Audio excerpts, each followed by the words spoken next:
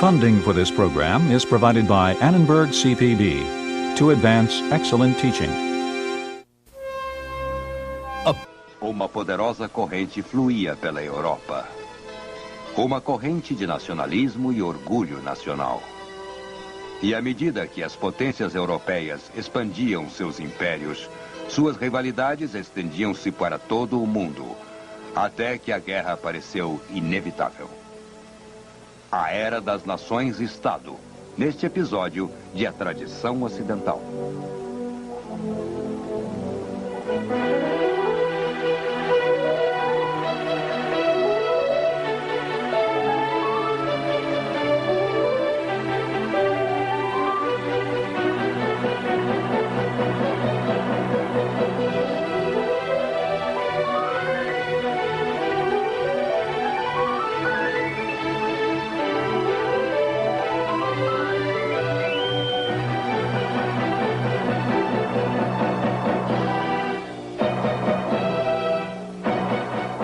E agora o professor da Universidade da Califórnia, Eugene Weber, em sua jornada através da história da civilização ocidental.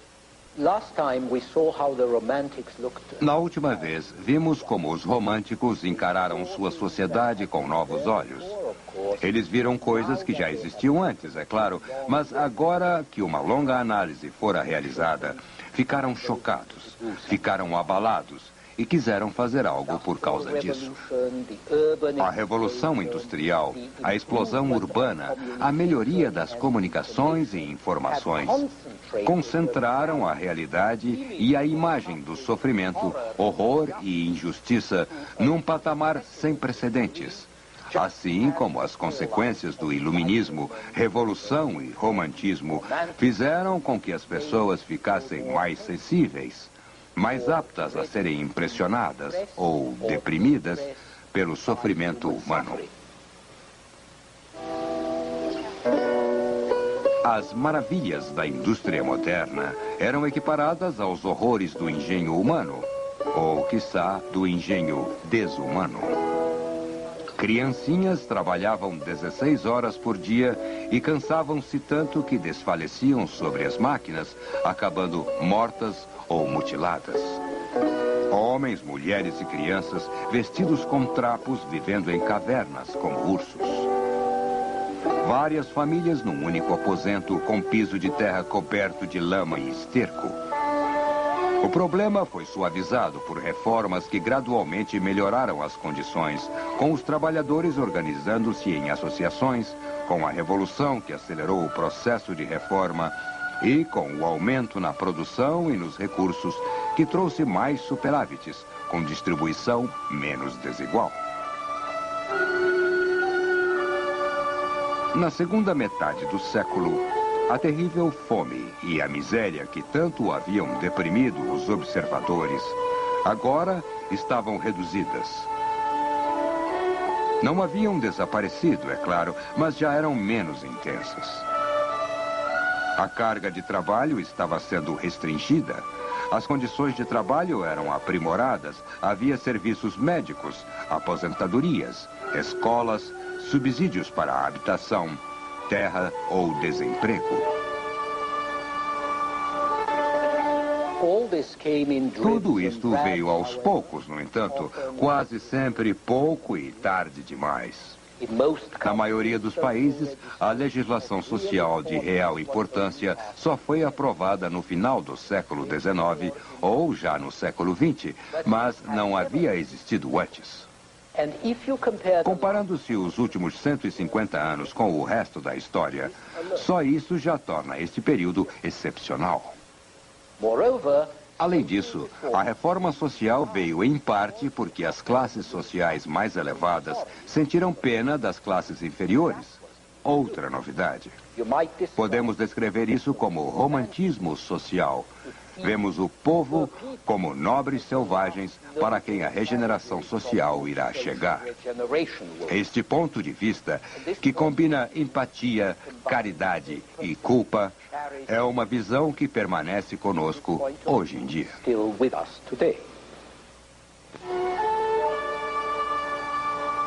As reformas também vieram porque mais pessoas votavam. Em 1914, todos os homens votavam, mesmo em países como a Áustria e Itália, que estavam mais atrasados. O sufrágio universal para o homem significava que os políticos que desejavam ser eleitos tinham que cuidar dos interesses de setores cada vez maiores do eleitorado. Mas não devemos exagerar a importância da pressão eleitoral, porque as reformas sociais vieram antes do direito de voto em lugares como a Alemanha e demoraram a chegar na França, que tinha o sufrágio universal havia muito tempo. Mas o voto foi um fator nas reformas, assim como foi um fator negativo no caso das mulheres, que sem o direito ao voto não podiam exercer pressão sobre os políticos que lutavam por votos. Em 1914, as mulheres votavam apenas na Finlândia e Noruega, embora isto também estivesse em vias de mudar e ocorreria em breve na Inglaterra, onde as mulheres quase conseguiram o direito antes da guerra e acabaram por obtê-lo pouco depois. O fato de que as reformas vieram porque havia mais recursos disponíveis inspirou ou confirmou ideias que poderíamos chamar de social-utilitárias. Organize a economia adequadamente e você resolve o problema social. Organize a produção e distribuição e você elimina a pobreza. Os grandes nomes desta escola eram o Conde Saint-Simon, na França, e seu secretário, Auguste Comte, um matemático.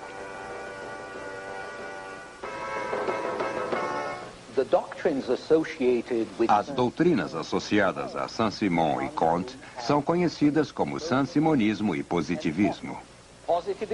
Positivismo porque devia ser baseada em análise científica de dados positivos, como matemática ou estatística. Mas estas doutrinas são realmente religiões do progresso, inspiradas pelo real progresso que ocorria, afirmando que maiores progressos poderiam ser atingidos por tecnocratas, engenheiros, economistas, especialistas de toda a espécie. E como havia uma forte relação com avanços concretos, o positivismo inspirou muita gente, incluindo os homens que conquistaram a República no Brasil e adicionaram o slogan positivista à sua bandeira: ordem e progresso.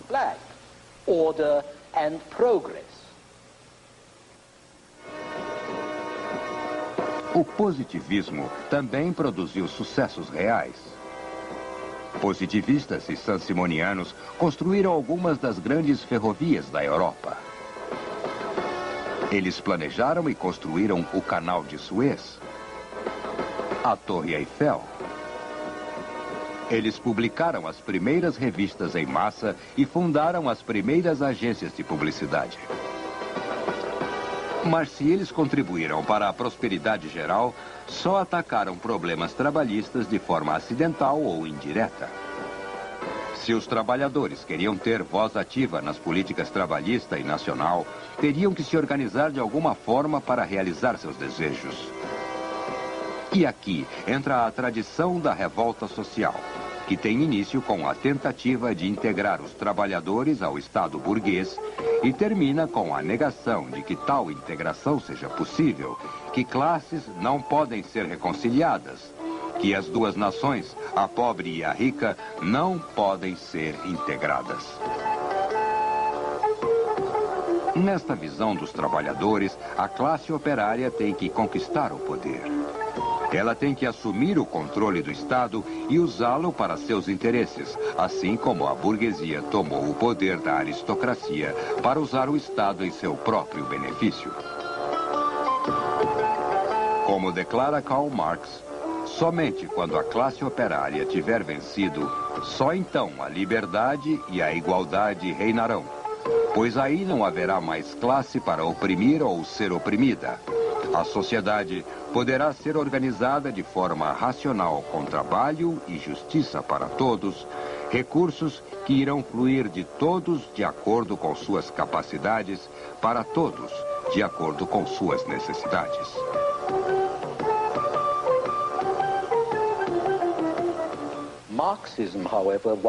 O marxismo não teria muita influência até o final do século. Mas as várias doutrinas que tentaram integrar os menos favorecidos por reforma ou por revolta mantiveram a revolução social viva. Fizeram com que todos entendessem melhor os problemas, colorindo a política e a atmosfera da época. Mas havia outra corrente ainda mais poderosa que fluía através da Europa. E da Europa para fora, a corrente do nacionalismo. Um grande orgulho nacional, alimentado pelos exemplos de revoluções do século XVIII e pela ideologia do romantismo. Gregos, poloneses, romenos, tchecos e eslavos do sul eram governados por poderes estrangeiros. A Alemanha e Itália eram divididas em vários estados separados. Mas, como todos sabiam, o homem só pode ser livre como cidadão de sua própria nação, não como súdito de um governante estrangeiro. Esta atitude inspirou latino-americanos em suas revoltas contra os monarcas de Espanha e Portugal. Inspirou os gregos na revolta contra os turcos. E inspirou os belgas a buscarem sua independência da Holanda.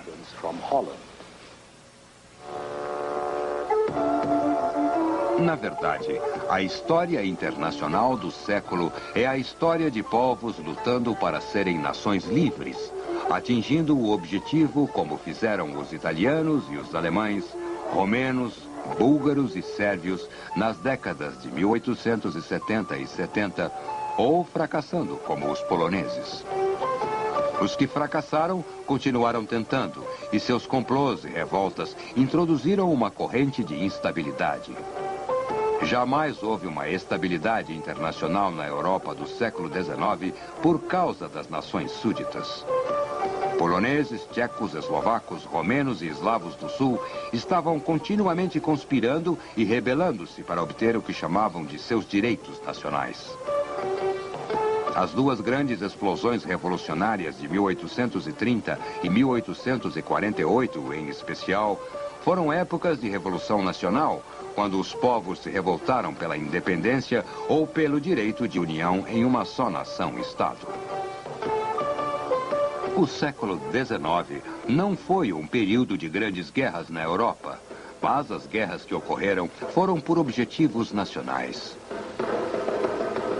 A unificação da Itália, a seguir da Alemanha e dos países Balcãs, até que a guerra foi deflagrada em 1914, exatamente porque os eslavos do sul queriam sua própria nação unificada. E quando a Primeira Guerra Mundial acabou, as aspirações nacionais do século XIX finalmente foram realizadas. A Europa, da Rússia ao Atlântico, era uma Europa de nações-estado. Mas no século XIX, as economias dos países europeus e no resto do mundo eram dirigidas pelos países avançados e, em grande parte, até por entidades como o Banco da Inglaterra. Politicamente, os assuntos estavam nas mãos das grandes potências, um termo inventado na época da Conferência de Paz, após as guerras napoleônicas, o Congresso de Viena, com a Inglaterra, França, Rússia, Áustria e seu império, e a Prússia, que em 1871 se tornou o Império Alemão.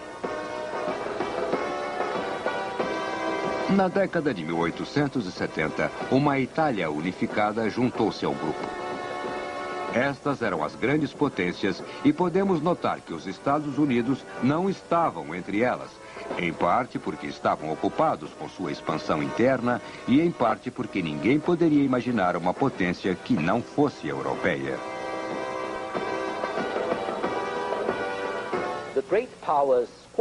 As grandes potências divergiam, mas em geral administravam o mundo como uma espécie de clube. Na primeira metade do século, os dois grandes poderes eram a Inglaterra e a França, que combinavam o desenvolvimento industrial e grandes populações. Na segunda metade do século, as duas maiores potências eram Inglaterra e Alemanha, pelas mesmas razões. O objetivo original do clube das grandes potências era evitar que algo similar à Revolução Francesa voltasse a acontecer. A Revolução Francesa pairava sobre o século XIX como a Revolução Russa iria afetar o século XX. E não há como entender a política internacional desse período sem manter este fato em mente. Havia contínuas revoluções nas décadas de 1820 e 1830, e especialmente em 1848 e 49. Mas sempre que as revoluções ficavam fora do controle, as outras potências intervinham, ajudando-se mutuamente a abafar as revoltas. E ainda mais importante, as razões para as revoluções estavam sendo eliminadas.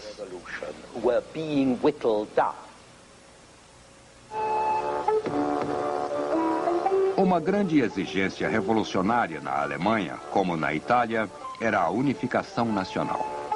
Mas isso foi realizado em 1870 não por uma revolução, mas sim por política conservadora, dirigida por um estadista inteligente como Bismarck.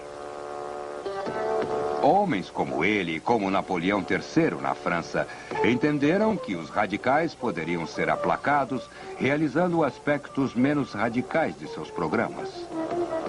Maior produtividade, melhorias econômicas e reformas moderadas tornaram isso possível.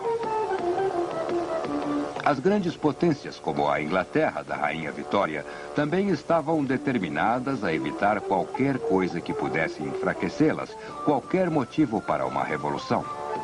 E a primeira coisa que queriam evitar era uma guerra generalizada, porque pensavam, corretamente, que uma guerra fomentaria revoluções. Assim, as guerras europeias do século XIX foram apenas marginais, como na Crimeia, mostrada aqui, ou nos Balcãs. Ou então eram bilaterais, França contra a Áustria, Áustria contra a Prússia, Prússia contra a França. Em geral, no entanto, de 1815 a 1914, foi o mais longo período sem guerra generalizada na história da Europa, desde os tempos romanos.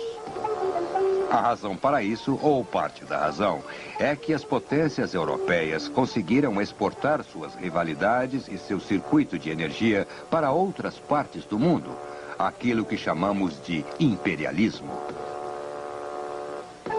A política exterior sempre fez parte da política das grandes potências, mas no século XIX isso ocorreu ainda mais, porque a política europeia era a política do mundo. A Europa havia engolido o mundo. Isso ocorreu através de conquistas de comércio e investimentos com a colonização, enviando entre 30 a 50 milhões de europeus a países que já eram extensões da Europa, como nas Américas, ou iriam tornar-se extensões da Europa, Austrália, Nova Zelândia, Norte da África, África do Sul e a Sibéria. Colônias europeias como a Austrália da Inglaterra, na verdade, eram autônomas em sua política e estavam melhor economicamente que suas matrizes europeias e também mais abertas.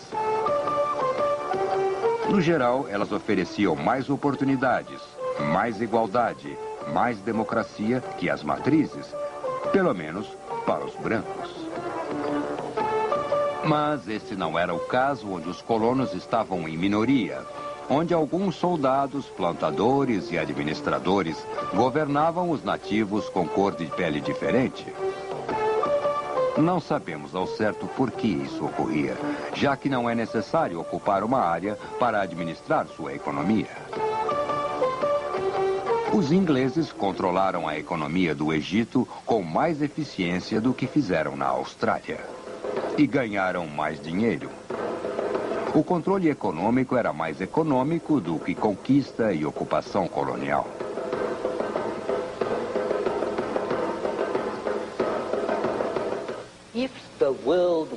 Mas se o mundo estava dividido nesta impraticável forma colonial, em parte era porque as grandes e pequenas potências nem sempre agem por interesses racionais. Havia um senso de aventura nas colônias, o tipo de coisa que vemos nas histórias de Tarzan. Havia o senso de missão, de levar o cristianismo, a higiene ou o governo decente a regiões que, como definidas na virada do século, eram chamadas de raças inferiores sem lei. Hoje podemos até rir dessa sobrecarga do homem branco e houve muita hipocrisia nesse sentido, além de brutalidade e estupidez. Mas o comércio de escravos na África, conduzido pelos próprios africanos e árabes, só foi eliminado por oficiais e missionários brancos recém-convertidos à abolição da escravatura. E muitas doenças foram tratadas com uma inesperada explosão demográfica, causada pela intervenção de médicos brancos. Mas a principal razão para as grandes potências lutarem por possessões coloniais era a rivalidade entre poderes europeus, competindo pela supremacia na Europa e espalhando essa concorrência em todo o mundo.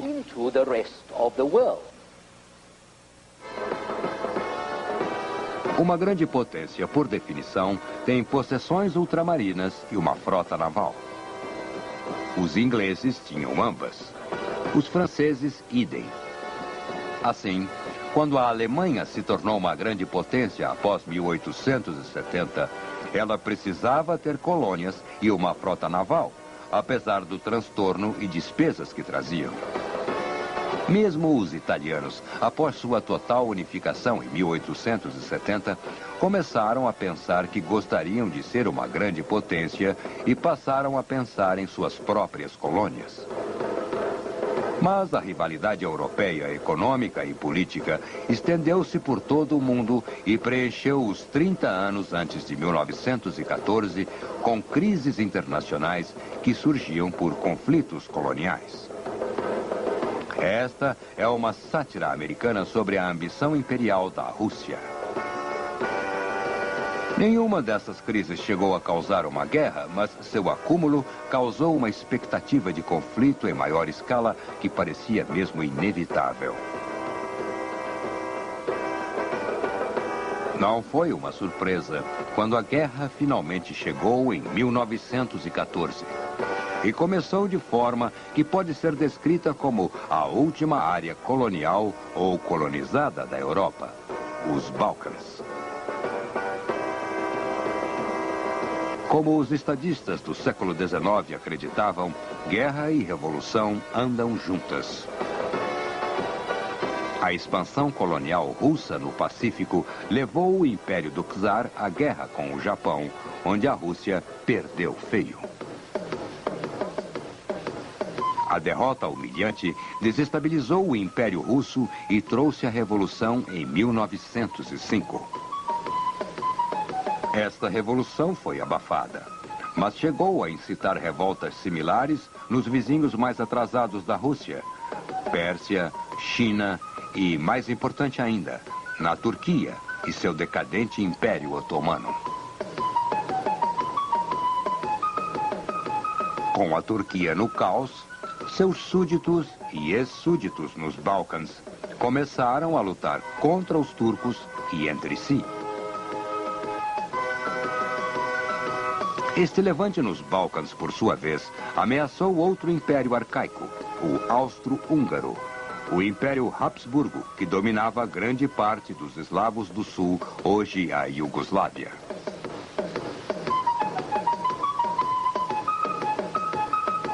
Então, a Primeira Grande Guerra aconteceu no âmago dos Balcãs, devido aos interesses e temores destes três impérios em declínio que entraram em confronto, ao mesmo tempo enfrentando ambições nacionais de sérvios, croatas, búlgaros e gregos, sem mencionar a Itália, Montenegro e a Albânia.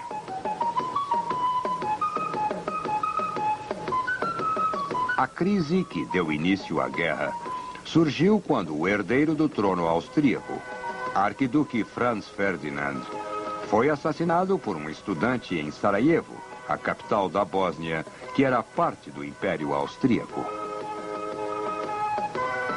Acreditou-se, corretamente, que a Sérvia, uma nação eslava independente, era culpada pelo assassinato. E assim, a Áustria, com o apoio de sua aliada, a Alemanha, atacou a Sérvia, que era apoiada pela Rússia, por sua vez, aliada da França e alinhada com a Inglaterra. Nenhuma destas potências queria a guerra, mas todos estavam preparados para ela, especialmente pelo longo período de crises coloniais. Assim, a rede de grandes potências, criada para evitar hostilidades por meio de ações mútuas, ajudou a trazer a guerra. Poucas semanas após a morte de Franz Ferdinand, quase toda a Europa estava em guerra.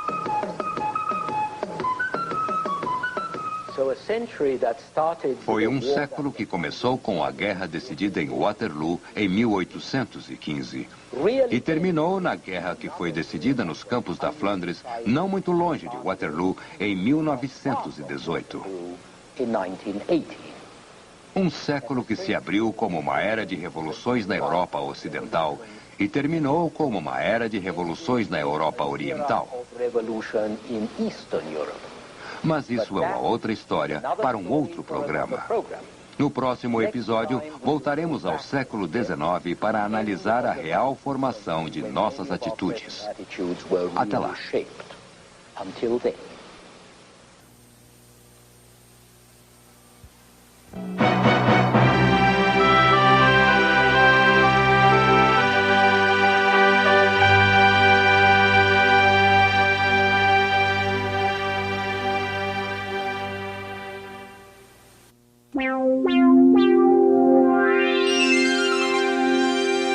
Funding for this program is provided by Annenberg CPB to advance excellent teaching.